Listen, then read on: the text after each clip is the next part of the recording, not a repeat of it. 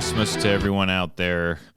Copyright infringement be damned. I don't care. It is Christmas, and I happen to really, really enjoy that song. So that's what I'm going to do is I'm going to play it for you.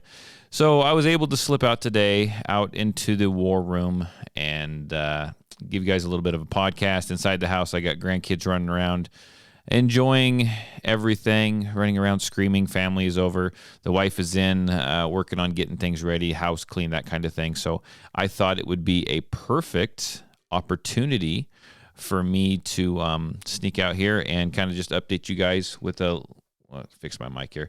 Update you guys with a little bit of a podcast. Once again, probably not a real long one. You know me, I've just kind of been slacking a little bit lately. An update, though. First of all, let's talk about the weather. We've got a white Christmas. It started snowing earlier this morning, and it's coming down pretty good out there. So that's nice. Kind of puts everyone into the Christmas mood just a little bit. I know kind of struggled with getting into the Christmas spirit a little bit this year. Haven't been listening to a lot of Christmas music. In fact, I think today, just perusing YouTube was the first time I'd listened to Christmas music all year. So that tells you a lot. Just not quite getting into it this year. But anyhow, enough about Christmas. I know it's the big deal. And you guys will probably be listening to this after Christmas, I would imagine, unless you're traveling today. But the big debate, last podcast, the big debate that I had was, I want to buy a gun. What gun do I buy? All the guns that are out there right now, the new ones, they're just all kind of boring, right? I mean, all the guns I have for certain things, for one for running, one for everyday carry, 2 or 3 I bought specifically just for classes, a few for my kids. I just don't have that many handguns, and I was trying to struggle with what should I buy. And I did have a bunch of people make some suggestions, and there was a couple suggestions. One was, why don't you buy something maybe you don't like, something out of the ordinary, maybe a piece of junk, and fix it up and make it the way that you want to. You can replace triggers, you can fix grips, you can, hit it with a Dremel tool, and you can make it the way that you want. And actually, I'll be honest with you, that's very intriguing to me. And I'm actually considering that route. So thank you, Magnum, for suggesting that. I'm actually kind of considering that. And another route that I was looking at was actually, I am intrigued by 10 millimeter. And I was going to buy that Smith & Wesson 10 mil, but I just don't know. I don't know if I'm really into that anymore. I'm not necessarily a Glock fanboy, but Glock or Timney trigger has come out, and they've made a drop-in trigger for Glocks, which is a phenomenal trigger. And that's probably one of my biggest complaints about Glocks. I just don't like the Glock triggers. And but I really enjoy this Timney trigger that I was showing a few weeks back. And so maybe I'll get a Glock chambered in at 10 mil. And then maybe I'll just go crazy and fully customize that. Is that a good idea? I don't know. I don't know if it's a good idea either. That's something I'm thinking of. Haven't decided yet, and knowing me, I'll wait so long that by the time I actually, quote, excuse the pun, pull the trigger and get ready to go buy one of these guns, I'll probably have spent my money elsewhere. So I don't know. It's a good chance that is going to happen. So we got a couple things that happened in the news, and I know it's Christmas time, right? Nobody wants to listen to all this new stuff. We get bombarded with it all year round, and here's Todd telling you some more news stories. Well, there is a couple of them here. One of them has to do with Kim Potter, and Kim Potter was a law enforcement officer, and she's the one that supposedly mistook her actual firearm for her taser and ended up shooting and killing Dante Wright. And I've got a little audio clip here, which let's go ahead and play that. Hopefully I remembered which button was the audio clip. Let's see. A new bill in the aftermath of the Oxford High School. So that is not the right one, but I will find the right one. The other one, the correct one, should be right here. A police officer who confused her taser with her gun has been found guilty of manslaughter in the US. Kimberly Potter shot and killed Dante Wright during a traffic stop in Minnesota, but maintains she never meant to hurt anyone. After 4 days of deliberation, a decision. We, the jury, find the defendant guilty. Kimberly Potter jailed for manslaughter after shooting Dante Wright. Outside court, his family listened in.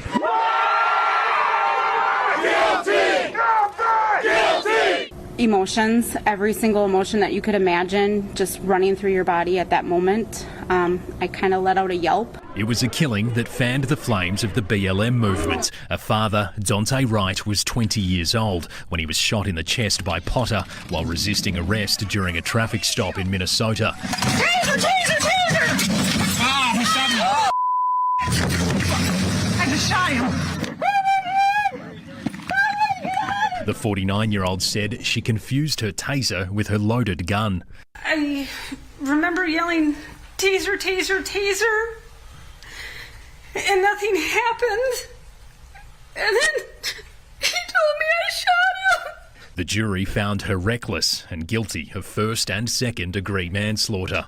Potter's lawyer buried his head in his hands before asking the judge to grant her bail so that she could spend Christmas with her family. The request was knocked back, and tonight she's behind bars. Handcuffed, her husband was a lone voice of support inside the courtroom.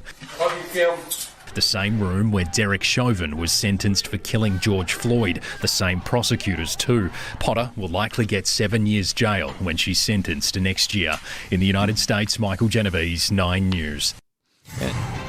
And I'm sorry, that's an Australian news clip, and the reason why it's an Australian news clip is because I kind of was looking around YouTube, and honestly, I couldn't find any actual clips that weren't just 7 minutes recorded from the courtroom from the trial, and I wanted more of a news story. So, I mean, what are your thoughts on that? Here's Kim Potter. I think she said she was a 20-year, police officer, police veteran, 20 years.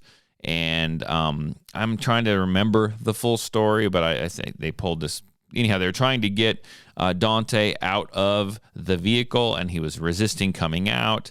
And I actually saw the body cam footage, and she actually has her handgun out and is pointing in with some other officers there, pointing in the vehicle at Dante, and she yells, "Taser, taser, taser," and then you see her shoot this kid, right? Just like they said in the news story. So if you're a right-handed shooter, you're going to carry your what? You're going to carry your firearm on your strong side, which was her right side, and then your taser is going to be on your support side or your weak side. That would be your left side. And so, 20 years, I mean, I'm not trying to beat her up, okay? But, depending on how you feel, I mean, I think this was a good call. I think she should be, have some ramifications, some punishment for her actions. She yelled taser, taser, taser, and she had drawn her firearm. Now, you got to think there's going to be a significant weight difference from your firearm to your taser. You're using right hand versus left hand. And I know, a lot of stuff is going down in that moment. Their adrenaline's up. I know a lot of stuff happens. But also, when you draw your taser and you flip your taser on or take the safety off to arm your taser, a flashlight comes on, a red dot and a green dot come on, and it shows kind of where you're pointing that for the leads to for you to aim, right? She didn't see any of that, yet she was yelling taser, taser, taser, and ends up shooting the person. Was it a complete act? I don't think she did it on purpose, honestly. I don't think she meant to kill this individual. You could tell by her reaction. I don't think she has an evil intent in her heart at all, right? I think it was an accident, but you know what? We have to pay for our mistakes. I think maybe that there was I'm going to say a training issue at that point. You would think that they would train and you'd commit it to muscle memory. You would commit it to neural pathways. If you need your tasers on your left side, you need your gun, firearm, it's on your right side, right? Train that way. We train like we fight. We train like we fight. It's that simple. And if it was you, if it was me, we are responsible for every round that leaves our firearm. Every round that leaves our firearm, we are responsible for. So I think this was a good call. I don't want to see anyone have to live with killing someone, especially if it was a complete accident. But it happened, and she shot and killed this dude. Accident or not, which I believe it was, I'm going to say it was lack of training. And we all know, and I'm picking on law enforcement, but law enforcement, they don't always get the best training. It depends on your department. It depends on funds. It depends on all kinds of stuff, right? And I think there's some people out there that maybe shouldn't be in law enforcement. They can't cut it as an officer, but she had been there 20 years. That means she has to qualify every year, at least with her firearm. I'm not sure what the requirements are for the taser, but even speaking to law enforcement friends of mine, they say that was she screwed up. They just say that she flat screwed up, and she's going to have to pay for it. And she did pay for it. Not only is she going to go to prison for it, right? But facing 7 years, we don't know what she's going to go for. They're sentence her later on, but she's facing 7 years. She has to live with that in her mind that she actually took a life, and that's no light thing. That's no light thing to have to deal with. You took a life, and especially if it was an accident. This wasn't like, even if you're in a self-defense scenario and you take someone's life, that person was trying to hurt you, but you essentially took a life. You have to deal with that. But just imagine if this was accidental, like it seems like it was, like she says it was accidental. And, she has to live with that. And I think this was, like I said, a very, very, very good call. I really think it was. Some people say, well, if this Dante Wright, if he had not tried to run, then he wouldn't have gotten shot. Well, it doesn't matter because she thought she was going for her taser. Right? They're saying, well, don't run, you won't die. Well, you can't just shoot someone when they're running away necessarily, right? So she went for the taser supposedly and drew her firearm instead. You can go on YouTube and find many clips to support and back up what I'm saying. You can find the body cam footage right there to see exactly what happened. And good call. I think this was a good verdict. So sorry it happened to her. We need to take this and look at it as an example. Train. You fight like you train. You need to get out and use your firearm, especially as civilians. We need to go out and we need to practice. We need to train. We need to commit, make that muscle memory, create those neural pathways, do things correctly, do things right every single time. There was I had a couple that come in, and I'm not going to get into their names or anything like that, but they've been to my class twice, and actually I was really impressed because they came yesterday. Now, they showed up yesterday, and they're originally from another country, and they've come up here and they've been working here for quite a little while now. And this gentleman used to be on a Russian competition, competitive shooting team, right? And he was really good, and they used to shoot the 9x18 Makarov round, and he was telling me that was a long, long time ago, and him and his wife, he wanted to get back into shooting, and so they wanted to look at more like defensive style shooting. So they came about a month or so back, and they did pretty good, and it was really nice to talk to him and compare about his competitive type shooting toward his defensive style of shooting, which are completely different animals. He does a lot of one-handed shooting from distance. And I'm going to tell you right now that not having shot for quite a while, he is just deadly accurate. One-handed, he takes his time, right? From a distance, one-handed, popping 6-inch plates. I mean, you just, every time, bang, tink, bang, tink, bang, tink. I mean, he would just tink, tink, tink, tink, tink down the line, and then do it again, tink, tink, tink, tink, tink down the line. He wasn't super fast. He was kind of slow because he was all about accuracy and hitting the plates. But they showed up yesterday for a class, and I was like, man, yesterday our weather was pretty horrible. It was just downpour rain. It was cold. It was windy. I mean, it was so rainy that I kept having to dump the water off the tables and the barrels out there. And I took a great big like plastic tub with a lid so they could put their stuff in, and we could click the lid on it so their gear didn't get wet unless they were holding it in their hand, right? Just to kind of help mitigate some of the water. But they called and they said, hey, what do you normally do when the weather's bad? And I said, well, essentially I can go ahead and I can layer up and put gloves on and all this stuff, and I'm good to go. It's strictly up to the student. And I've always had students be like, no, it's just too bad. We'll just pick a nicer day. And he's like, no, we need to come. We need to learn how to do this in all different weather types. And I'm just like, whoa, I was speechless.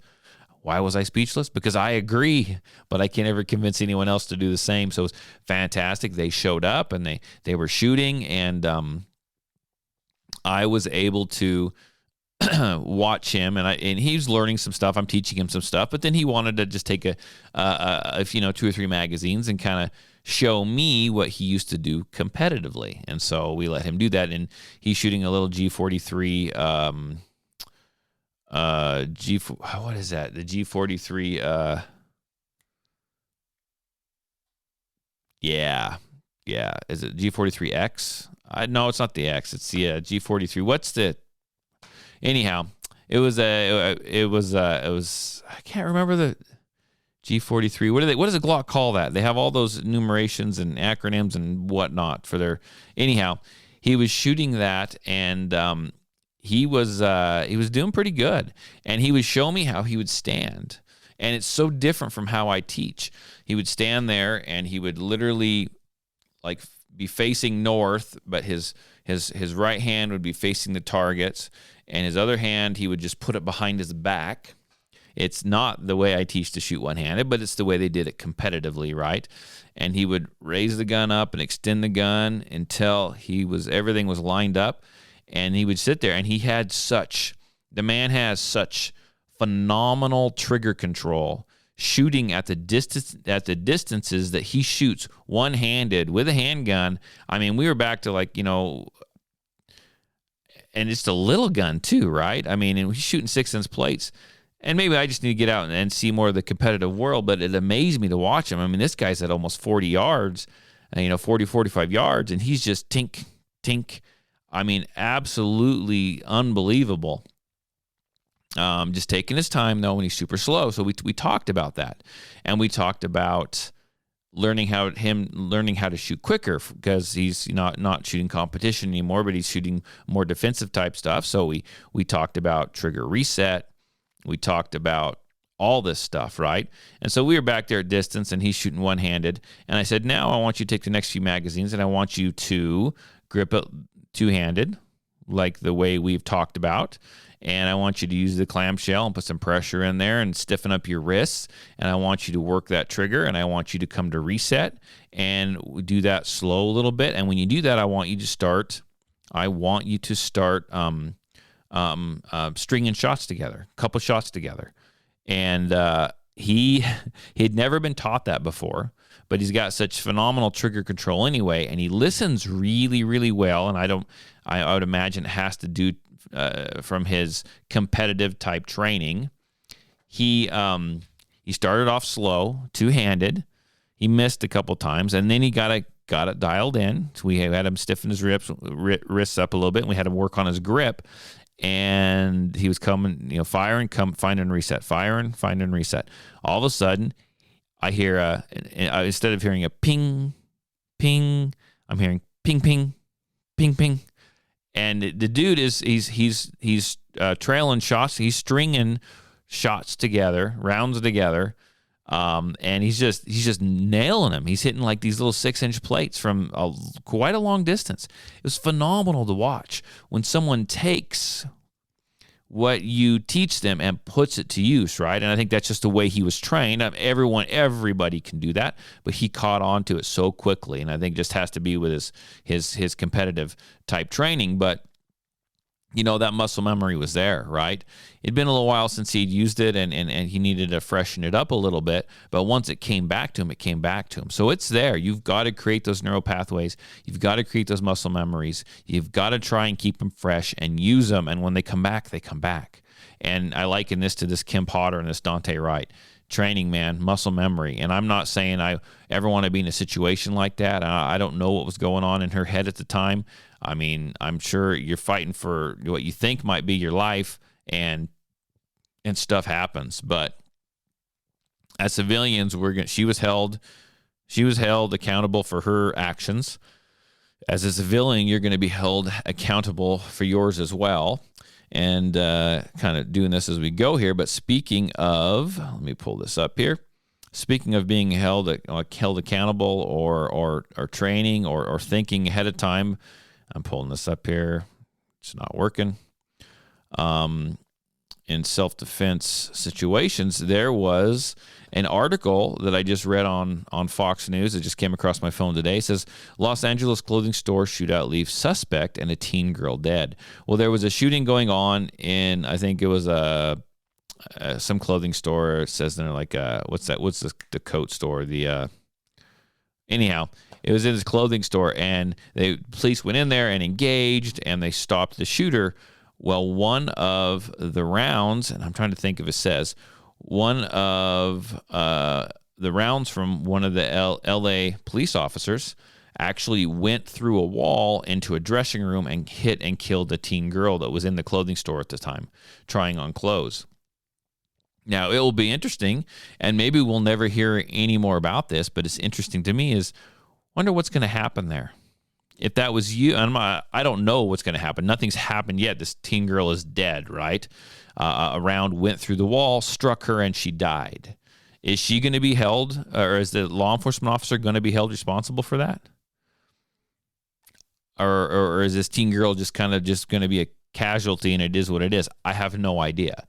I know that if it was you or me and we had been in that store and we had engaged with with the threat, with our firearm, and we shot at him and we had missed, and our round went through that wall, and our round struck a civilian or struck that teen girl and killed them, we would be held responsible for that. We would go to prison for that. Regardless of if we saved the day or not, we would go to prison for that. Is that going to happen for this law enforcement officer? I have no idea. This is fresh. I mean, I saw it like a minute after the article was posted. I have no idea. But we have to remember that as a civilian carrying a firearm, we need to remain aware of the laws. We need to be very responsible. We need to think about things. We need to go out and get training, because we are responsible for our actions. Okay? We are responsible for our actions when it comes to pulling that trigger, that gun. We are responsible for every round that leaves that gun, whether it hits a building, a car, or takes the life of an innocent bystander, because we're gonna go down for that, right? We pulled the trigger. The gun's not gonna fire itself. We pulled the trigger. So that's our necks on the line, right? That's our heads on the chopping block if something happens. We need to be aware of that, and we need to be responsible for that. So we need to go out and get the training that we owe to ourselves by being responsible. And we owe, actually, if you're going to carry a firearm in public, you owe that you need to be responsible enough that you owe, you're going to be around other people. I say you owe, but you're going to be around other people. You need to take that seriously. Seriously. It's not just you in that game. It's other people in that game.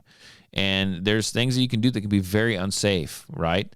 You need to get training so you don't harm innocent bystanders. You need to be responsible. So I'm looking here at my list of news stories. And so there was another news story that, you guys have all heard about, the Michigan school shooting.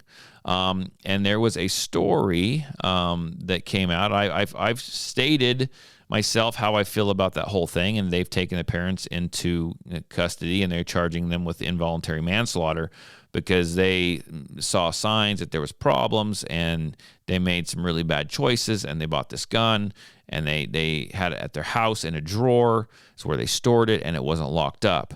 And their child, who was having some issues, got a hold of the gun, took it to school, this is just kind of a real rough sketch of what happened. Took the gun to school and shot the school up. Okay, so let me go ahead and play this audio clip. Now the first part's going to be a little snipped off because I messed up earlier, but we'll play this here. Tragedy could soon be on the table in Washington. Michigan Representative Alyssa Slotkin plans to propose the Safe Guns, Safe Kids Act. Police say the Oxford attack was carried out by a teen with easy access to a gun in the home. The new bill would require parents to safely store weapons. 7 Action News reporter Brett Cass takes a closer look, including the fate of similar bills at the state level. Representative Slotkin says the language of this bill is still being finalized, but she's hoping for bipartisan support. It's a child safety issue. It's not a Second Amendment issue. U.S. Congresswoman Alyssa Slotkin of Michigan is leading the charge on a new bill that would make the safe storage of firearms federal law. It's on the books in some states, but Michigan is not one of them. If a child in your home gets access to a weapon because you weren't securing it, they go out, they hurt someone, they hurt themselves, or they commit a crime, you can be now held criminally liable and get up to 5 years in prison. She's proposing the bill 2 weeks after the tragedy at Oxford High School, where, according to the Oakland County prosecutor, the 15-year-old shooter had access to an unlocked gun that he then took to school and used to murder 4 classmates. We could have had a chance, right? It might not have stopped it, but we might have had a chance, if these safe storage provisions were in place. Michigan State Representative Felicia Brabeck already proposed a safe storage bill at the state level this summer, one of many bills on the issue that haven't made it far in Lansing. My hope is that my Republican colleagues across the aisle, that we can work together to be able to pass this legislation. If somebody was stabbed at school, do we need knife laws now? Everything that's in our house, do we have to go ahead and put away? Former state representative and Macomb County prosecutor Peter Lucido thinks safe storage laws are a step too far. He says enough laws exist to hold people accountable, including the shooter's parents, James and Jennifer Crumbly, each facing involuntary manslaughter charges. Absolutely involuntary manslaughter at a minimum. What reason why is? It was malfeasance. It was gross negligence, whatever you want to claim. But those charges stem from what the Oakland County prosecutor calls a mountain of evidence showing the shooter's intent.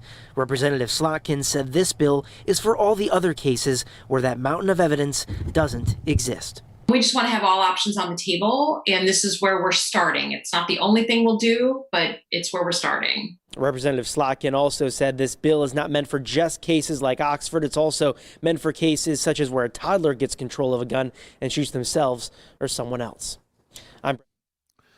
So there you go. I mean, it was a bad thing that happened at that school, and I think his parents, I think they're morons. I think they're idiots. I think everybody needs to be responsible with their firearms. I've said that word a lot today, but it's true. They need to be responsible with their firearms. They need to keep their firearms locked up, out of reach of little kids, out of reach of anyone that might break into your home and want to steal it, and that should just be common sense.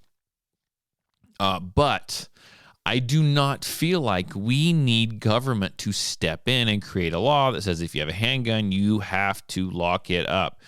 I think that should just be done anyway, but I don't think the government needs to come in and make a law telling us that. And the lady's right. It's not necessarily about your Second Amendment. I mean, it is, but it isn't, right? I mean, so how many high school teens commit suicide by overdosing on pills that they find in their parents' medicine cabinet? Should those be under lock and key as well? I mean, someone stabs himself with a knife. You should lock up all your knives as well. Pretty soon everything is going to be locked up and childproofed. Everything you own, right? The government should not come in and tell me that. If this goes through, in my mind, we are allowing the government to have way too much control over this. Way too much control. The minute I'm trying to figure out trying to figure out how to get my feelings across on this. Wouldn't you give up a little liberty for a little safety. What's that? Benjamin Franklin saying? If you give up a little liberty for a little bit of safety, you deserve neither, or something like that. You cannot, and I have a horrible time with. Someone's going to scream at me and say, you just messed up that whole saying. But hopefully you guys get what I'm trying to get across here.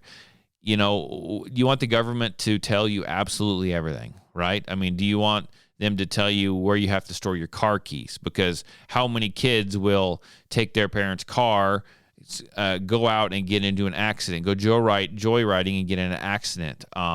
So now you have to lock up your car keys. You got to lock up absolutely everything. There's more stuff they see on TV that's going to cause them to possibly want to go out. The Hollywood movies are going to glorify killing, glorify this and glorify that, and possibly get into someone who's already struggling anyway and make them want to go out and do horrible things. So now what do we have to do? We have to lock down our TVs. We have to lock down Netflix. We have to lock down Hulu, Amazon Plus. I mean, Peacock, you name it. We have to lock everything down now. I think parents need to be parents, and I think parents need to monitor what their kids watch. I think parents need to be responsible. We need to teach our kids firearm safety. We need to lock up our guns. Lock them up. I do think that firearms should be locked up when not in use. I just don't agree with the government telling me and creating a law that says I have to, and that if I don't, I'm going to be in trouble. That's not a good thing. That's not a path we want to go down. That is a slippery slope, honestly. Should it be done? Should they be locked up? Yes. But the government should not create a law for me to have to do so. Are there imbeciles and morons and idiots out there with firearms? Yes, there are. And that saddens me, and it shouldn't be like that. I think that and I don't have the answers, but I think as instructors, as a firearms instruction community should fill that gap, and we should train people, and I don't have the answers, folks. And the more I get into this, the more I realize I don't have the answers. Something's broke, and the only thing, and the one thing that everyone thinks is going to fix it is more laws from our government. It's more laws from our government, and that is not, and requirements from our government, and that is never the answer. Pretty soon, you're going to regulate away all our freedoms, right? All our freedoms. And should this kid's parents be held, should they be charged with involuntary manslaughter? I don't know. I guess I need to know the full story. I mean, did they purposely buy this gun and leave it out for their kid to take? Were they just idiots? Yeah, I think they were just idiots. Did they see the signs and totally ignore them? Are they going to be a little responsible? Maybe. I don't know. But the last thing we need is for the government to come in and regulate us on how we need to store our ammo, regulate us on how we need to store our firearms. So I don't know. I mean, I don't know how you guys feel about all that, but I mean, that's where I'm at. And I've legitimately had people, disagree with me. And I see online that there is a lot of Second Amendment, and actual gun people that say, no, there needs to be regulation. There needs to be this, there needs to be that. Well, I disagree. You're giving the government too much power. You're giving them too much power. Once you let this in, then what's next? Right? You let this in, and then what is next? Right? You give them an inch, they will go a mile. That's exactly what's going to happen. But I tell you what, what time is it? I'm recording this right now. It's getting close to about noon. If I want to have a Merry Christmas, I should probably wrap this thing up and head inside and help my wife before she comes out here looking for me. I did lock the door though, so no one will walk in on me. But I just want to thank everyone, and you'll get another one of these hopefully before the end of the year. But I just want to thank everyone that, all the listeners that have been, and I think I've been doing this now for 5 years or so, 4 or 5 years. I don't number the episodes. I don't keep track. I do want to say a big thank you to everyone. I do appreciate all the support. I appreciate I don't have that many, but I do appreciate the few Patreon members that I do have, and I do appreciate everyone that listens and subscribes to the podcast, and anyone that's came and helped support me and Patriot Defense, and essentially my family, right? Small business, man. It's important. That's the backbone of America. And I appreciate everyone that has supported me and my business and my podcast and my Patreon and you name it. I do appreciate it a ton.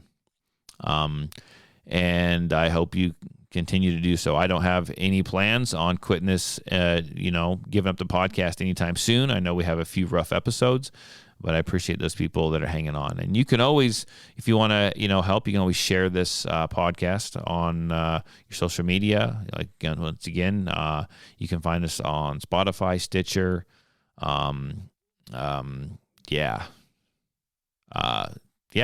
iPhone app, the whatever it's called, iTunes, if they still call it iTunes, I don't know. You can find the podcast there. You can even find us on YouTube. And all the links and info to the Patreon will be in the show notes. I put it there every single week, and I do appreciate that. Share it with your family. Share it with your friends. If you ever got any questions or comments, you can call me. You can text me, area code 620-794-6223. It's area code 620-794-6203. Sorry about that little tickle in my throat there. And we're gonna have a good year next year. I think we're gonna have a great year, and I look forward to many more podcast episodes and maybe some upcoming changes if I can get into gear and get it done. But I'll tell you this: I'm gonna leave you with some just kind of some Christmassy thoughts here. I got to get my background music.